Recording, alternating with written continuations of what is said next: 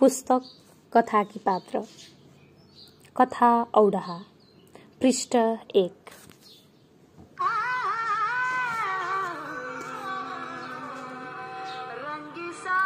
ऊ आएर खुत्रुक्क मेरो मोटर बाइकको पछाडि बस्छे। कतै छोइएला चाहिँ बडो सतर्कता साथ दुवै खुट्टा एउटै साइडमा राखेर बस्छे। परम्परागत महिला चाहिँ पहेँलो साडीमा गुलाबी रङका बुट्टा कुदिएका छन्। शरीरबाट अत्तरको कडा बास्ना प्रसारित भइरहेको छ। नाकै हरक्क गर्छ मेरो, तर उसको अनुहारतिर म त्यति ध्यान दिन्न। ठिकसित उसको शरीरलाई निहाल्न पनि मन लाग्दैन। गर्ल्याममा मेरो शरीरलाई आफ्नो हातले बिरेकी भए उसको उपस्थितिको अझ अर्को बलियो प्रमाण हुन सक्थ्यो, तर त्यसो हुन सक्दैन। अनुमान गरेरै निर्धक्क भई मैले उसको उपस्थितिलाई छाम्नुपर्ने बाध्यता छ।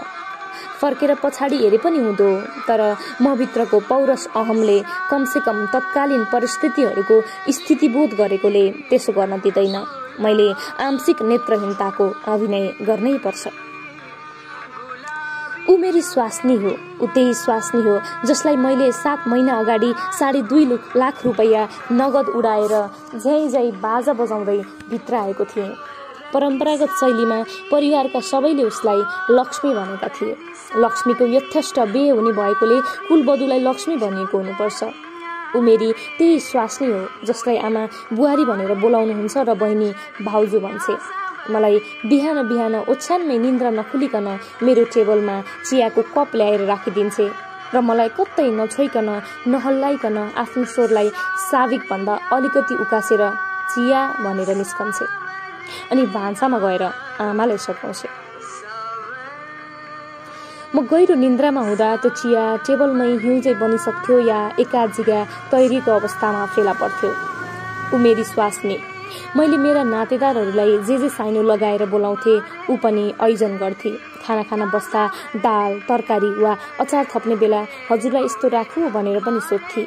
यसले स्पष्ट हुन्छ ऊ हामी बाहेक अरू कसैको उपस्थिति भएको खण्डमा मलाई स्योस वा हजुर लगाएर राम्रैसित बोलिदिन्थे। ऊ त्यही स्वास्नी हो जो अहिले मेरो मोटर बाइकमा मेरा पछाडि बसेकी छे। एक हातले पछाडिको क्यारियरको भाग समातेकी छे अनि अर्को हातले हामी दुई बीचको खाली ठाउँमा राखेकी छे, ह्यान्डब्याग समातेर। आज मात्र होइन, ऊ मेरो मोटर बाइकमा सधैँ यसै गरी बस्छे। लाग्छ यदि तेस्रो कसैलाई हामी दुईको बीचमा ल्याएर राखिदिने हो भने ऊ मजाले अटाउँदो हो। यतिखेर हामी एउटा विवाह भोजमा जाँदैछौँ। उसको बस चल्दो हो त ऊ यस्ता विवाह भोजमा जहाँ उसलाई मसित मेरी स्वास्नीको हैसियतले जानुपर्ने हुन्छ त्यहाँ आफ्नो पछिल्तिरको भाग पनि नदेखाउँदियो।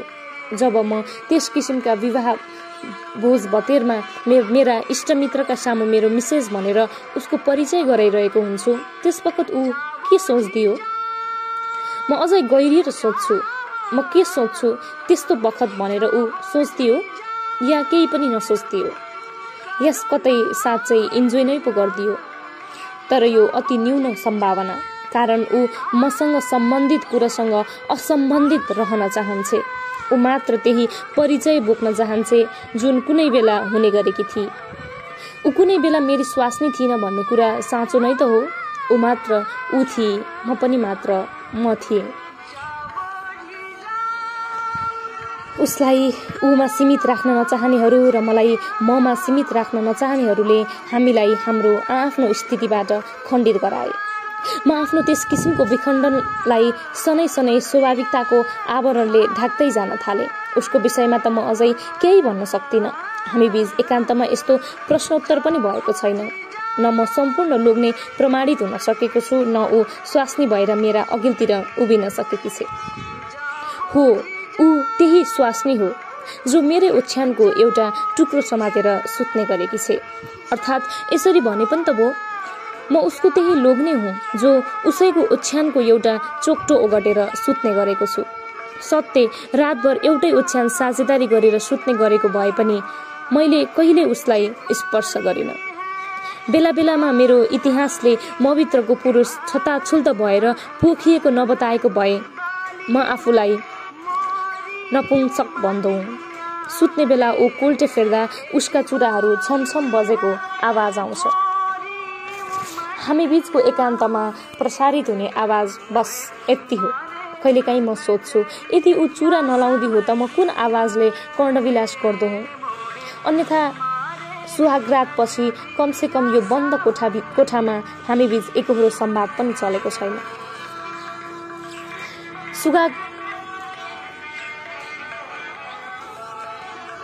सुहागरातकै दिन जब कोठाले एकान्त पायो, ऊ र म मात्रै, उसले एउटै मात्र संवाद फ्याँकेकी थिए घुम्टोभित्रैबाट। मधुरो आवाजमा भनी, ऊ कोही अरूलाई नै प्रेम गर्छ। अनि जवाफमा मैले केही बोल्नु थियो सायद। ऊ पनि मेरो बोल्ने पालोको प्रतीक्षा गरिरहेकी हुँदी हो। मैले केही रुखो हुनुपर्ने हो सायद, अथवा कमसेकम ऊ कसलाई प्रेम गर्छ त्यो जान्न खोज्नुपर्ने हो, अथवा केही रिस, केही दिगदारी, केही पश्चाताप, केही पीडा, केही भावुकता आदि पोख्नु पर्ने हो। तर भित्रैबाट केही हलचल भए वा कुनै प्रतिक्रिया आए त्यस्ता भाव पोखिँदा हुन्, अन्यथा त्यो असररहित हुँदो रहेछ। कमसेकम मुहारको भावभङ्गीमा कुनै परिवर्तन ल्याउनलाई म चुप लाग्छु, मानौ उसको यस वक्तव्यले कुनै बिल्कुल असर रहित छु। ऊ अरूलाई नै प्रेम गर्छ, अर्थात् मलाई गर्दिन, त्यो पनि सुहागरातको दिन भन्छे। कत्रो आँट! वास्तवमा म पनि बिहे अघिसम्म अरूलाई नै प्रेम गर्थे। 1, 2, 3 मजाले बसेर गन्ती गर्नुपर्छ। कसलाई हृदयदेखि वास्तवमा म पनि बिहे अघिसम्म अरूलाई नै प्रेम गर्थे। 1, 2, 3 मजाले बसेर गन्ती गर्नुपर्छ। कसलाई हृदयदेखि प्रेम गरे अनि कसलाई सतहमा। र उसलाई प्रेम गरेर बिहे गरेको होइन, तर प्रेम गर्नलाई बिहे जरुरै गरेको हो। अफसोस छ यसैमा। जसलाई प्रेम गरे ती कसैलाई आफ्नो बनाउन सकिन, र जसलाई आफ्नो बनाए उसलाई प्रेम गर्न सक्दिन, चाहेरै पनि सक्दिन। जे भएको भए पनि ऊ मेरी स्वास्नी हो। आफ्नो नाउँका पछाडि आफ्नो माइतीको थर र त्यसभन्दा पछाडि मेरै थर टाँस्ने गरेकी छ। रहरले हो या करले म छुट्याउन सक्दिन। यद्यपि मलाई यसैमा आफ्नो जित भएको आभास छ। कि ऊ यसमा पराजित अनुभव गर्छ, त्यो उही जानोस्। उसभित्र के कस्ता भावहरू छन् ती उही भित्र छन्। हामी कहिल्यै दोहोरो बोलेका छैनौँ। जब सुहागरातकै दिन उसले अरू कसैसित प्रेम गरेको बताई, म चुपचाप आफ्नो कोट फकालेर खाटमा पसारिएँ।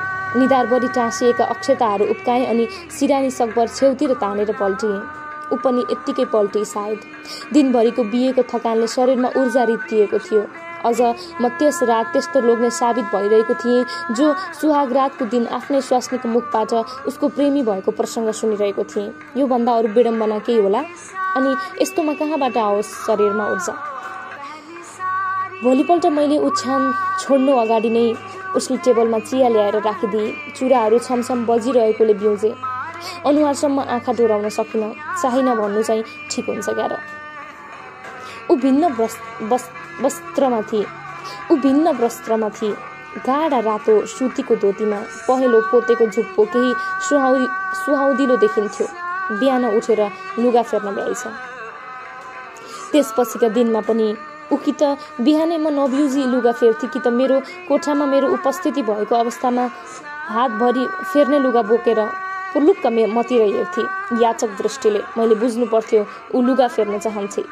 जुरुक्क उठेर बाहिर गइदिन्थे।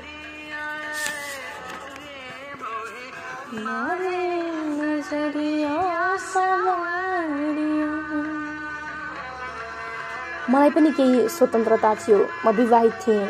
घर कुनै बेला पनि पुग्न सक्थेँ या नपुगे पनि हुन्थ्यो। कतै ढिलो भए घरमा एकल फोन हानिदिन्थे। प्राय आमाले उठाउनुहुन्थ्यो फोन। कतै जानु परे आमा बुवा वा बहिनीलाई जानकारी दिन्थे। उसलाई भनिराख्नुपर्ने आवश्यकता थिएन। ऊ सोध्दिनथी पनि। कतै रात बिताएर भोलिपल्ट आउँदा कुनै प्रश्नोत्तर हुने सम्भावना थिएन। तलब थापेर ल्याएको दिन केही पैसा आमालाई दिन्थे। धेरैपल्ट आमालाई पैसा दिँदै गर्दा उसले देखेकी थिए। अझ उसको उपस्थितिको मौका छोपेर म आमालाई पैसा दिने गर्थेँ। ऊ नदेखे चाहिँ गर्थी। मैले उसलाई एक पैसा पनि कहिल्यै दिइनँ। ऊ आफ्नो व्यक्तिगत खर्च केले टार्छे त्यो उही जानोस्। सके माइतमा माग्दी हो वा अरू कसैले चलाइराखेको पो हुँदो। बिहे भए त न उसलाई 1 रुपियाँ दिएको छु, न कुनै जिन्सी सामान नै किनिदिएको छु। यो कुरामा भने म आफैप्रति गर्व गर्छु। थाहा छ ऊ मेरी स्वास्नी हो। स्वास्नीको अधिकारले नै ऊ अहिले मेरो मोटरबाइकका पछाडि बसेर मेरै कुनै परिचितको बिहे भोज खान जाँदैछ। निसन्देह त्यो पार्टीमा ऊ मेरी स्वास्नी कहलाउँछ। यत्रो भव्य पार्टीमा ऊ मेरी स्वास्नीको नाउँबाट परिचित भइसकेपछि कुनै बखत आइमाईको हुलमा आबद्ध हुन पुग्छ। म पनि हातमा मदिराको गिलास समाउँदै पुरुषहरूको समूहमा आबद्ध हुन्छु। ऊ घरिघरि आफ्ना नसालु आँखालाई सुटुक्क त्यहाँबाट उखलेर कतै पर केही हाँस्दै बाँकी आइमाईहरूको कुरा सुनिरहेको उसतर्फ लैजान्छु अनि आत्मसन्तोषको एउटा गहिरो सास तान्छु। सोच्दैछु यो सोच्दै कि जो आइमाईहरूका कुरा सुनेर मन्द मन्द मुस्कुराइरहेकी छे त्यो मेरी स्वास्नी हो, जो आफ्नो नाउँको पुछारमा मेरो थर टाँसेर हिँड्छे। पार्टी सकिन्छ अथवा पार्टी नसकिए पनि हाम्रो निर्धारित समय सकिन्छ। हाम्रो के भन्नु, मेरो उसको त मसित के छ र। म उतिर बढेर एकपल्ट उसलाई पुलुक्क हेर्छु र मोटरबाइक भएतिर लम्किन्छु। आँखैबाट सबथोक बुझ्नुपर्छ उसले पनि मैले जस्तै। बिदाबारी भएर ऊ पुनः मेरो मोटरबाइक अगाडि आएर बस्छे। उसै गरी म मातेको सुरमा मोटरबाइक लडाउँछु कि जस्तो गर्छु। तैपनि उसलाई कुनै आपत्ति छैन मेरो मोटरबाइकको गतिप्रति वा मेरो मातप्रति। अघिल्ला दिनहरूमा पनि म रक्सीले ढिल्ल भएर घर पुग्दा आफैलाई उग्र गनाउँथ्यो। तर मैले पिएको रक्सी उसलाई कहिल्यै गनाएन। उसले कहिले नाक थुनिन, कहिले छ्यासम्म पनि भनिन। बिहेपछि म झन् लापरवाह भएँ। मैले घर पुगेर खुट्टा र मोजा धुने छाडिदिएँ। म आफैलाई आफ्नो खुट्टा र मोजा उत्पात गनाउँथ्यो। तर मेरो गन्धे मोजा र खुट्टा उसलाई कहिल्यै गनाएन। ऊ सधैँ उसै गरी मेरो ओछ्यानको एक टुक्रा ओगटेर सुति नै रही बिना कुनै प्रतिवाद। तर उसलाई प्रतिवाद गर्ने ठाउँ नै कहाँ छ र? जहाँ कुनै संवाद छैन त्यहाँ के को प्रतिवाद? अचेल आमा बुवा नाति नातिनाको मुख हेर्न मन लाग्यो भनेर हैरान गर्न थाल्नु भएको छ। सुरुमा भइहाल्छ नि बिस्तारै भनेर टार्दै आइरहेको थिएँ। तर पछि दिनौँ जस्तो किचकिच सुन्नुपर्ने भयो। अति भएपछि एक दिन यसै भनिदिएँ, मैले पाउने होइन क्यारे, बुहारीले हो, उसैलाई भन्नु।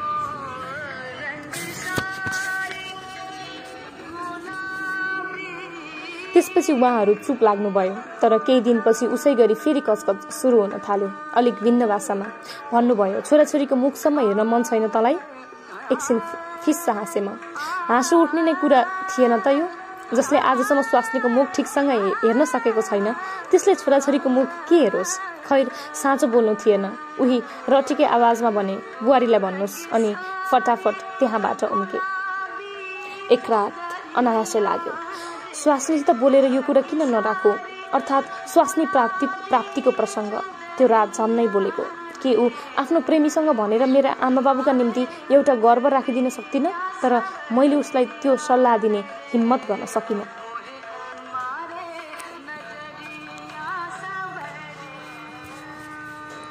3 दिनपछि चेतना आयो आफ्नो मनभित्र उब्जेको त्यो प्रश्नको स्तरका बारेमा। अनि फेरि आफैसित हाँसे। त्यो पनि एउटा कुनै व्यस्त सडकमा मोटरबाइक पार्क गरेर जाँदै गरेको अवस्थामा। राति घर फर्केपछि ओछ्यानमा पल्टेर सिलिङतिर हेर्दै दिनभरका घटना सम्झिँदै थिएँ।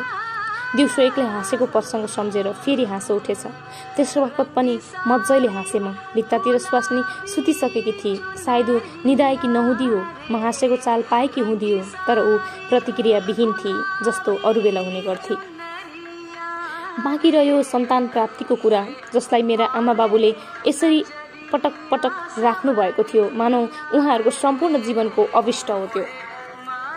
म चाहन्छु जब कुनै दिन म आफ्नो कोठाको ढोका खोलेर भित्र छिर्नेछु तब मेरी स्वास्नी मेरा सामुन्ने दोस्रो निजी संवाद लिएर उपस्थित हुनेछ र भन्नेछ, आजसम्म म जसलाई प्रेम गरिरहेकी थिएँ अब गर्दिन, विगतलाई विसर्जन गर्न चाहन्छु। अब उपरान्त मेरो सम्पूर्ण प्रेम तपाईमा समर्पित छ। अनि म उसका सामुन्ने उसित आँखा जुदाउँदै भन्न सक्नेछु, म पनि तिमीलाई हृदयदेखि नै प्रेम गर्नेछु।